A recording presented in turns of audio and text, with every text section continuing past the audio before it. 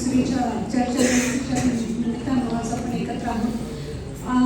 आज आपण बायबलमध्ये काही महान स्त्रियांच्या जीवनाबद्दल पाहणार आहोत, ज्यांनी परमेश्वराच्या अभिवचनावर आणि विश्वासूपणावर पूर्ण मनाने श्रद्धा ठेवली आणि विश्वासामध्ये चालत राहिले आणि त्यांच्या विश्वासनिष्ठा आणि नम्रतेचे जीवन आजही आपल्याला शिकवतात की देवावरील विश्वासात कधीही आपण विश्वास करू शकत नाही.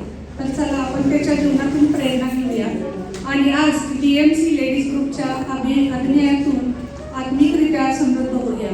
या अभिनयामध्ये वेगवेगळी पात्र आपण बायबलमधून निवडलेली आहेत आणि जेव्हा त्या सादर करतील तेव्हा काही मला अशी मंडळीला विनंती आहे की जेव्हा त्या सादर करतील तर काही महिला आपण काय करणार आहे ते सांगतील आणि काही तुम्हाला गेस करायचे आहे. ॲज अ ऑडियन्स म्हणून माझी आमची विनंती आहे महिला मंडळातर्फे की तुम्ही गेस करावं ते पात्र, विशेषतः जे पुरुष मंडळी आहेत.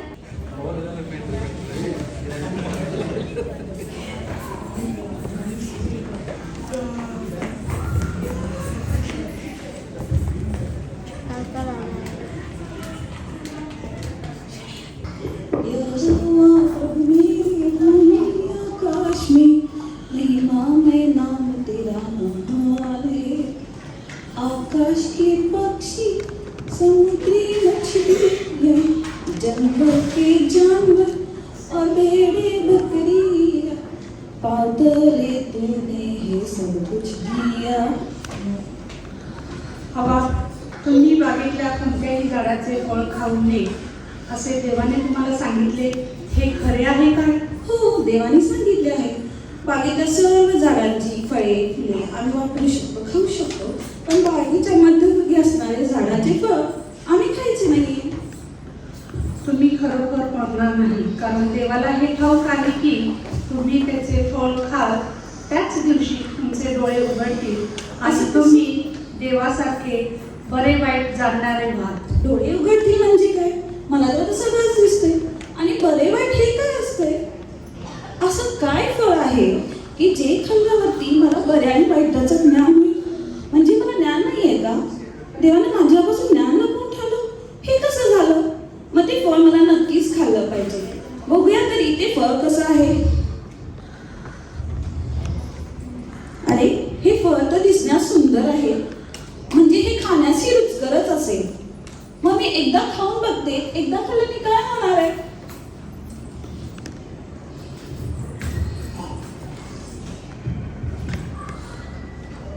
काय झालं हे फळ खाल्ल्यानंतर? तू काय सांगितलंस मला? हे फळ खाल्ल्यानंतर मला काही होणार नाही. खरंच हे सगळं विरुद्ध आहे. तू सांगितलंस मी मरणार, पण माझ्यामध्ये अशा भावना निर्माण झाल्या नव्हत्या. हे काय केलंस तू? तू मला देवापासून दूर केलंस.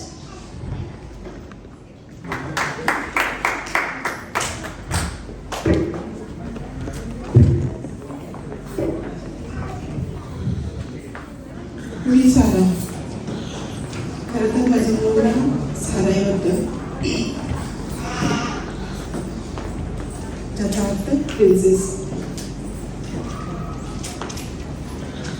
पण प्रभू परमेश्वरांनी मला सारा म्हणून संबोधलं, ज्याचा अर्थ होतो की राणी, संपूर्ण राष्ट्रांची माता. सारा ही एक अशी स्त्री होती की ती प्रभू परमेश्वराच्या अभिवचनावर विश्वास ठेवून आपल्या जीवनातील संघर्षावर तिने विजय मिळवला होता. आदम हवा यांच्या आज्ञाभंगामुळे पापाचा उगम झाला आणि या पापातून मुक्त करण्यासाठी प्रभू परमेश्वराने अद्भुत रीतीने माझी निवड केली.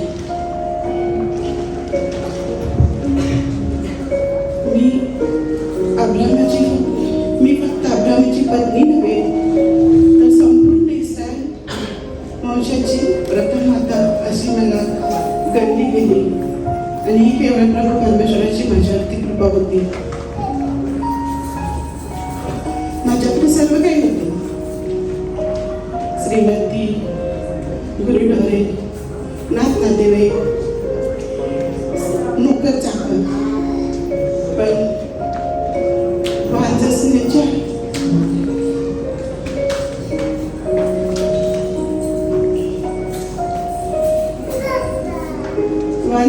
दुःखाने मी सतत पडत असे.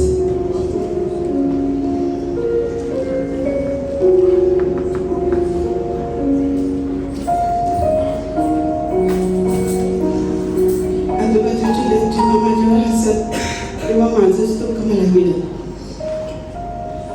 पण माझा प्रभू परमेश्वर ह्याला माझा विसर पडला नाही.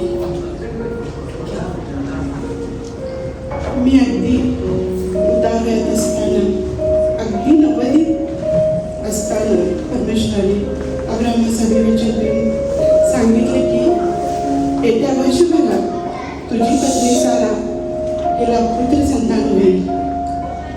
आणि हे बघून मी मनातच हसले, कारण मला हे सगळं अशक्य वाटत होतं. पण प्रभू परमेश्वराने कोणतीही गोष्ट अशक्य नाही.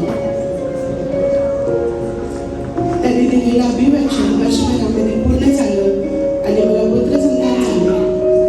त्याचं नाव आम्ही इसहाक ठेवलं.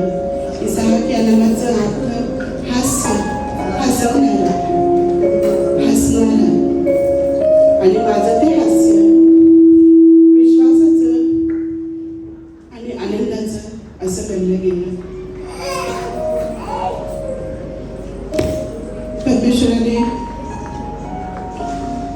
अब्राहामास जे अभिवचन दिलं होतं, तुझ्या संतानापासूनच राष्ट्रीय उदयास येतील. आणि हे अभिवचन इसहाकाच्या जन्माने पूर्ण झाले. आणि प्रभू परमेश्वराच्या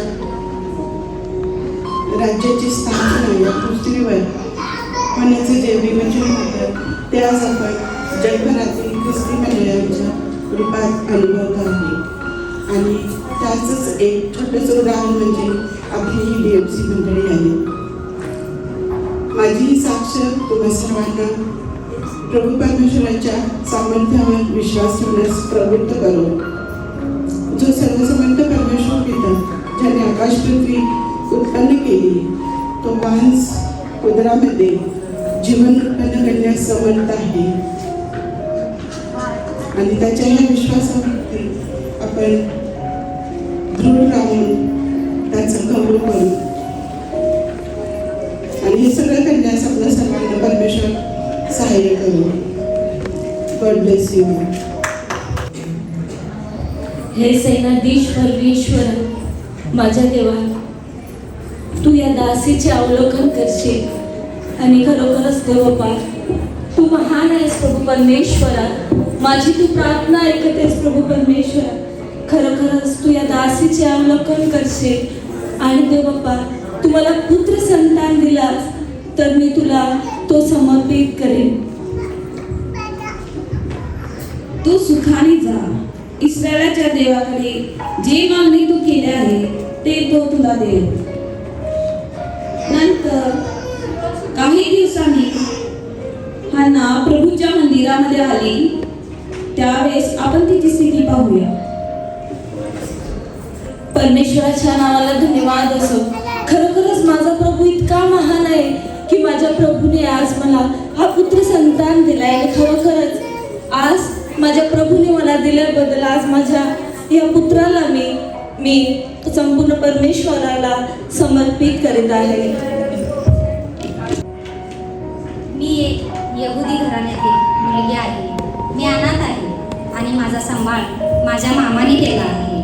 पण परमेश्वराची फार मोठी योजना होती माझ्यासाठी. परमेश्वराची फार मोठी योजना होती आणि त्याने त्याच्या मोठ्या कार्यासाठी माझा वापर करून घेतला आहे. परमेश्वराची योजना इतकी महान आणि विलक्षण होती की मी अगदी अप्रत्यक्षपणे फारसी समाजाची राणी बनले. आणि माझ्या लोकांवर एक मोठे संकट आले होते. दुष्ट हामानाने माझ्या यहुदी लोकांचा नाश करण्याचा कट रचला होता. आणि माझ्याकडे दोन पर्याय होते. एक तर गप्प बसून मी माझे आयुष्य वाचवावे आणि दुसरं म्हणजे आपल्या लोकांसाठी प्राणावर उद्धार व्हावे. त्यावेळेस मी उपवास करून परमेश्वराकडे विनंती केली आणि परमेश्वराकडे मदत मागितली आणि राजाच्या समोर धाडसाने जाऊन आपल्या लोकांसाठी मी संरक्षण मागितले आणि माझ्या धाडसामुळे आणि विश्वासामुळे परमेश्वराने संपूर्ण माझ्या यहुदी लोकांचा बचाव केला. तर सांगा पाहू मी कोण आहे? मी येथे आहे. मी एक संदेष्टी आहे आणि इस्रायलामध्ये एका मोठ्या गोंधळामध्ये मी न्यायाधीशाची भूमिका बजावली होती. माझी भूमिका देवाचे ऐकणे आणि लोकांना विश्वास आणि न्यायाद्वारे मार्गदर्शन करणे ही होती. परमेश्वराच्या मदतीने आणि त्याच्या मार्गदर्शनाद्वारे मी इस्रायल लोकांना कनानी लोकांवरती विजय मिळवून दिला. माझ्या या धाडसाने इतरांना प्रेरणा मिळाली आणि मी त्यांना परमेश्वरावर विश्वास ठेवण्यास आणि त्याच्या आज्ञेचे पालन करण्यास प्रोत्साहित केले. एक महिला एक नेता आहे म्हणून नेहमीच तिच्यावरती टीका किंवा शंका केली जात होती. पण परमेश्वराच्या विश्वासाद्वारे परमेश्वराने मला मार्ग दाखवला. माझ्या नेतृत्वामध्ये इस्रायलच्या भूमीला खरोखर समृद्धी आणि शांती मिळाली. माझी कहाणी आपल्याला हीच आठवण करून देते की परमेश्वराचा जो उद्देश करून घ्यायचा असतो त्यावेळेस तो लिंग किंवा पार्श्वभूमीचा विचार करत नाही आणि आपल्याद्वारे परमेश्वर त्याचे कार्य साध्य करून देतो की ज्याच्याद्वारे आपल्याद्वारे परमेश्वराचा गौरव होईल. तर ही अशी व्यक्ती कोण आहे? तर ती व्यक्ती आहे डेबोरा. मी एक स्त्री, याकोबाची पत्नी, जी बंधत्वाशी झुंजत होते. तिचे आयुष्य दुःखाने भरलेले होते आणि तिची बहिणीला तिला अनेक मुले होती, पण तिचे हृदय त्या मुलांकडे पाहून दुःखत होते. पण तिने कधीही आशा सोडली नाही. शेवटी देवाने तिच्या प्रार्थना ऐकल्या आणि बाळाला जन्म दिला आणि तिचे आयुष्य आनंदी बनले. सांगा पाहू मी कोण?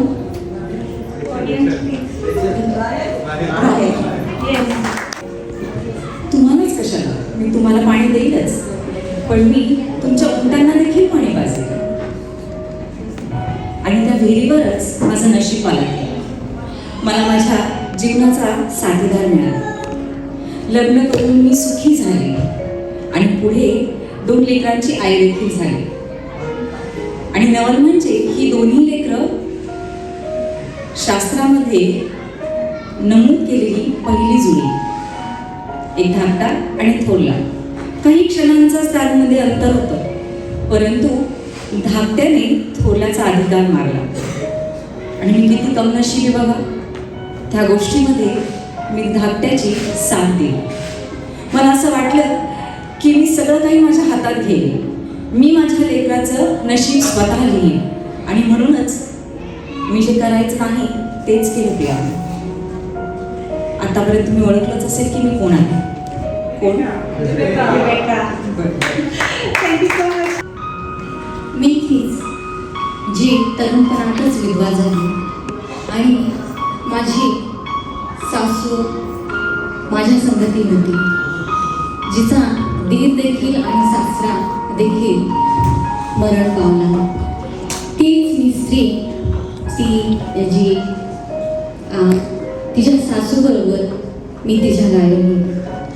मी तिला म्हणाले, जो तुझा देव तो माझा देव, जी तुझी लोक ती माझी लोक, जो तुझा देश तो माझा देश.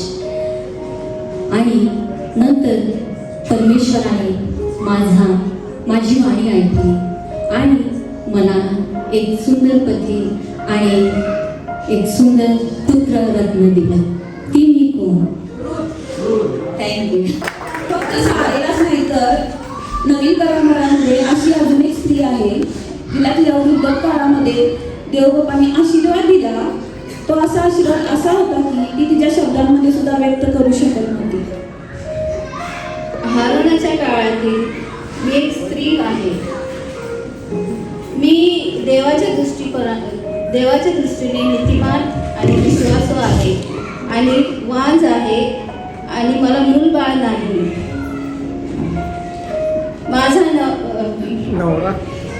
माझा नवरा याजक होता आणि देवदूतांनी त्याला सांगितले की तुला एक मुलगा होईल आणि त्या मुलाच्या जन्मानंतर तुम्ही सर्वजण आनंदी व हर्षित व्हाल. लोक सर्व हर्षित होतील.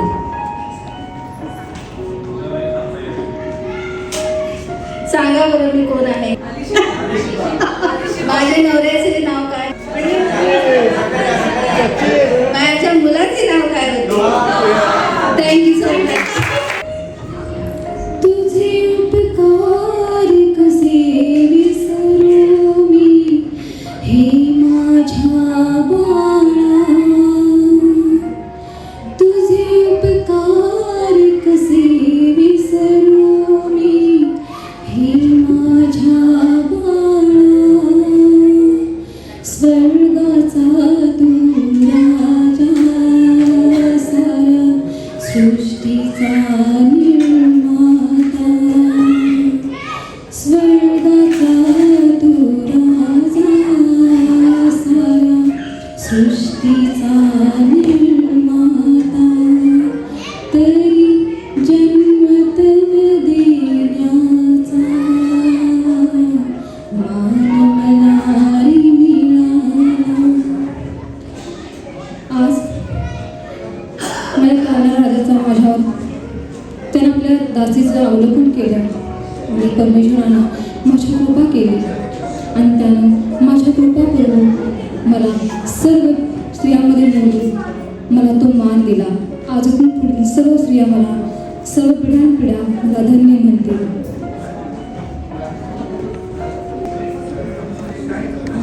आजपासून सर्व पिढ्या मला इथून पुढे धन्य असं म्हणतील. देवाने माझ्यावर केलेले उपकार खरोखर माझ्यासाठी खूप मोठे आहे. हा माझ्यासाठी खूप मोठा मान आहे.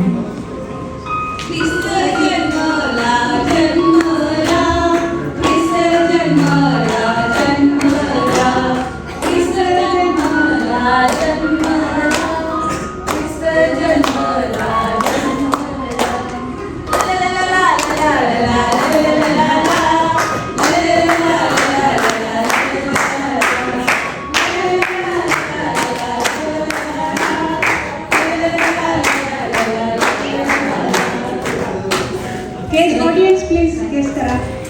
Maria.